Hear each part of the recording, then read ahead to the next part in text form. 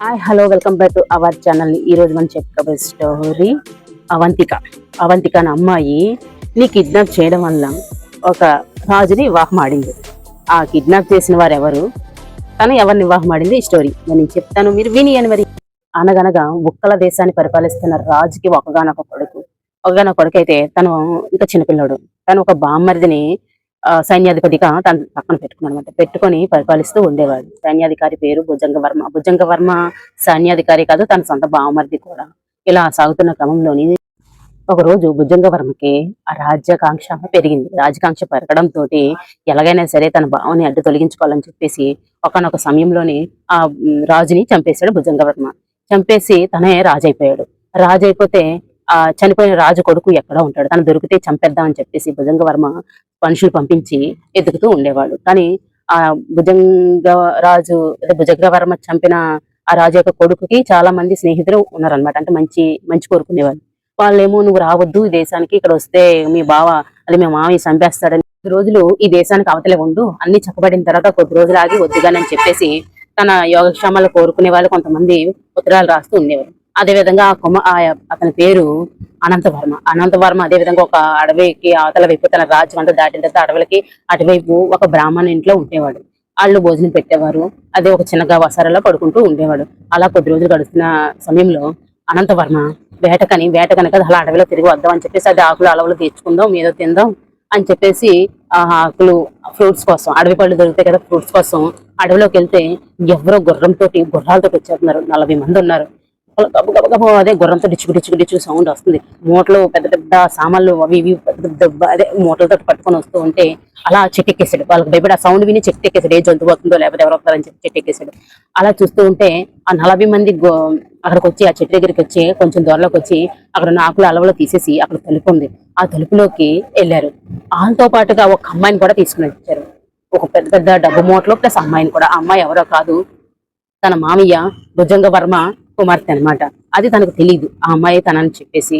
ఎవరో ఆ అమ్మాయిని లోపలికి తీసుకెళ్లారే అని చెప్పేసి వాళ్ళు వెళ్ళిపోయారని కన్ఫర్మ్ చేసుకున్న తర్వాత అనంతవర్మ ఆకుల అలవలు తీసి తలుపు తీసి లోపలికి వెళ్ళాడు. ఒక తలుపులో తినుబండారులు, ఒక తలుపులో ఒక రూమ్ లో వజ్రాలు, ఒక రూమ్ లో వైడూర్యాలు, ఒక రూమ్ లో కెంపులు, ఒక రూమ్ లో బంగారం, ఒక రూమ్ లో వెండి వెలగట్లేని లోహాలతో నిండిపోయి ఉంది.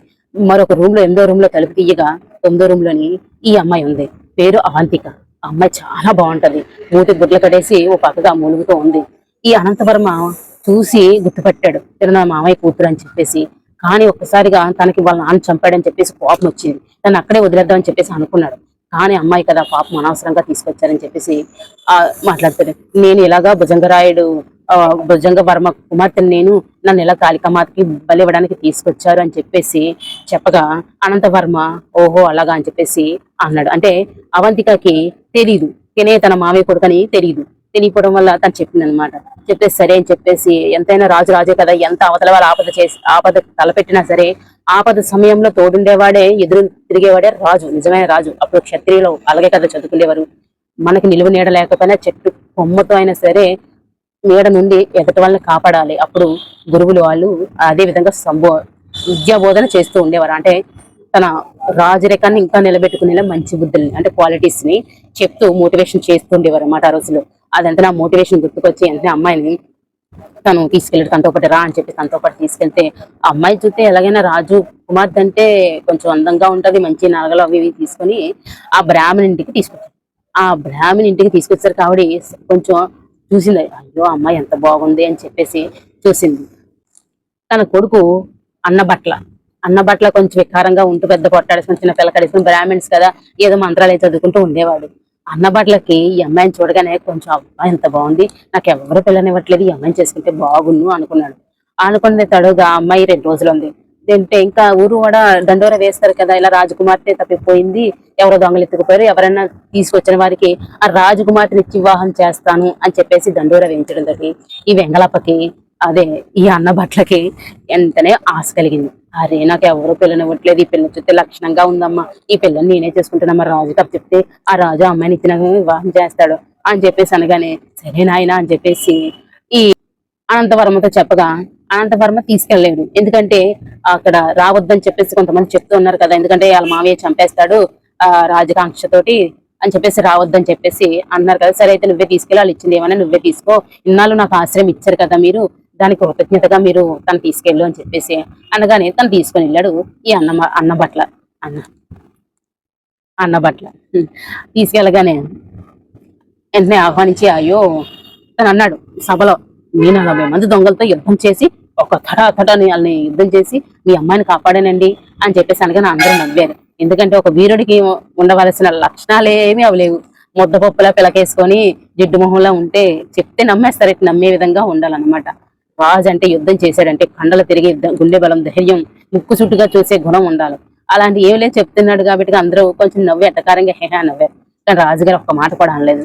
అన్నం మానేసి తనకి కొండాలు పెట్టి చాలువులు పెట్టి 10,000 వరహాలు ఇచ్చి సన్మానం చేసి ఇక వెళ్ళండి తమరు అని చెప్పేసి అనగానే, అదేంటి మీరు మీ అమ్మాయిని వివాహం చేస్తానన్నారు కదా అని చెప్పేసి అన్నాడు అన్నబట్ల.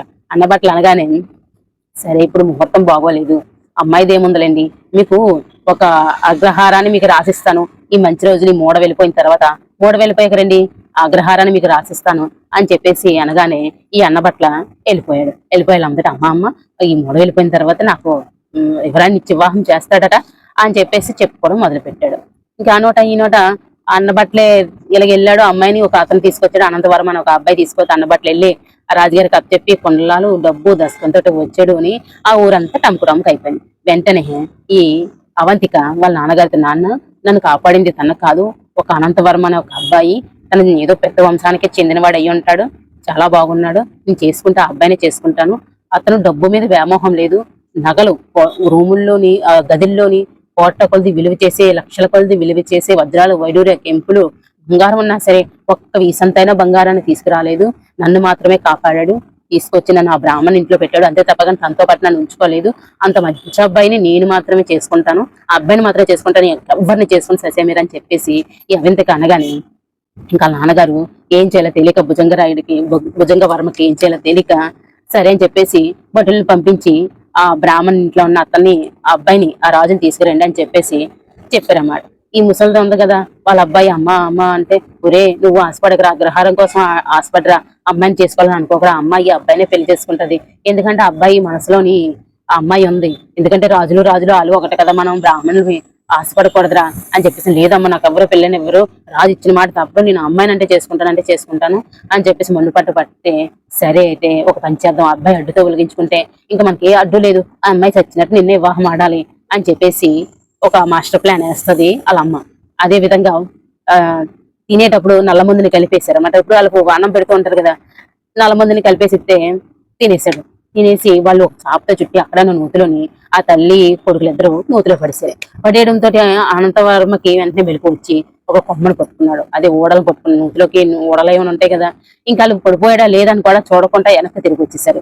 ఇంకా తెల్లారి ఇంకా రాజుభట్లు వచ్చి ఆ నోట ఈ నోట ఇంక ఊరంతా టంకుటాం కదా, ఆ బ్రాహ్మణ ఇల్లు ఎక్కడంటే అల్ల పలానా చోట, అన్నబట్టలు ఇల్లు ఎక్కడంటే పలానా చోట, అన్నబట్ట ఎలా చేశాడు, ఆ ఇంట్లో ఒక కుర్రోడు ఉంటాడని చెప్పేసి అందరికి టంకు అయిపోయింది. ఇంకా అడగగానే కుర్రోడు ఏరియాని అడగగానే నాకు తెలియదు, అదే తెలియపోవడం ఏంటి, అందరు చెప్పుకుంటున్నారు కదా అని చెప్పేసి గట్టిగా గదమగా అక్కడే వెంటనే ఆ నూతిలోని కొమ్ము పట్టుకున్న అనంతవర్మ అరవడం మొదలుపెట్టి, కాపాడండి అని అనగానే వెంటనే రాజభట్లు తాడేసి అనంతవరంను బయటికి తీసి, ఎందుకంటే వాళ్ళుంటప్పుడు అరిసాడు అనుకో వాళ్ళు ఇంకో రాయేసే లేకపోతే కిందకు తోసేస్తారు, అదే వేరే వాళ్ళు కొత్త వాళ్ళు వచ్చినప్పుడు అరిచారు అనుకో వాళ్ళు కాపాడతారనమాట అనే ఉద్దేశంతో అనంతవర్మ అరిసాడు. అదే విధంగా రాజభట్లు కాపాడి రాజాస్థానంలోకి ప్రవేశపెట్టగానే తన చూడగానే గుర్తుపట్టేశాడు, తను మా బావ కొడుకే అని చెప్పేసి, మేనల్లుడు అని చెప్పేసి, నేను ఎంత పొరపాటు పని చేశాను అని చెప్పేసి బాధపడి నా కూతురు తన్నే వివాహం ఆడాలనుకుంటుంది, ఇలాగా ఏం చేద్దాం, ఏదైనా నా కూతురిని ఎవరొకరికి ఇచ్చి వివాహం చెయ్యాలి,